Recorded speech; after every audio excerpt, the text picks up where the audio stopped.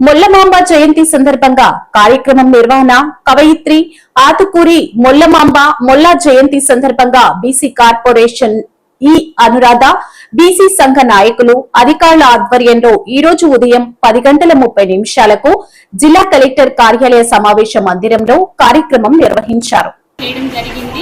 ఈ కార్యక్రమాన్ని నిర్వహించవలసిందిగా రాష్ట్ర ప్రభుత్వము మల్లమాంబ జయంతిని రాష్ట్ర పండుగగా గుర్తించి ప్రతి జిల్లా కార్యాలయంలో కూడా నిర్వహించమని ఆదేశాలు ఇచ్చింది. మల్లమాంబ గురించి చెప్పాలంటే ఆమె 15వ శతాబ్దానికి చెందినటువంటి ఆమె కడప జిల్లా వాస్తవ్యులు. ఈమె చిన్నతనం నుండి కూడా సమాజంలో ఉన్నటువంటి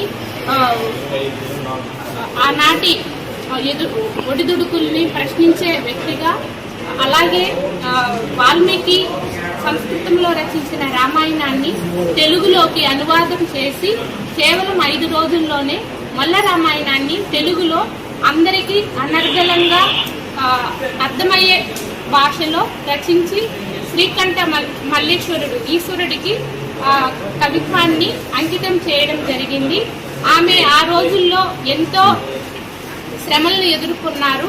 పురుషులు చేసే కవిత్వము రచన ఆ కాలంలో ఒక స్త్రీగా ఆమె ప్రపంచానికి చాటు చెప్పి మాలాంటి మహిళలకు ప్రేరణగా ఉన్నందుకు మేమందరం కూడా ఆమెకు ధన్యవాదాలు తెలియజేసుకుంటూ ప్రభుత్వం ఈ కార్యక్రమాన్ని నిర్వహించమని చెప్పినందుకు కూడా మా కుల సంఘ పెద్దలందరి తరఫున ధన్యవాదాలు తెలియజేసుకుంటున్నాము.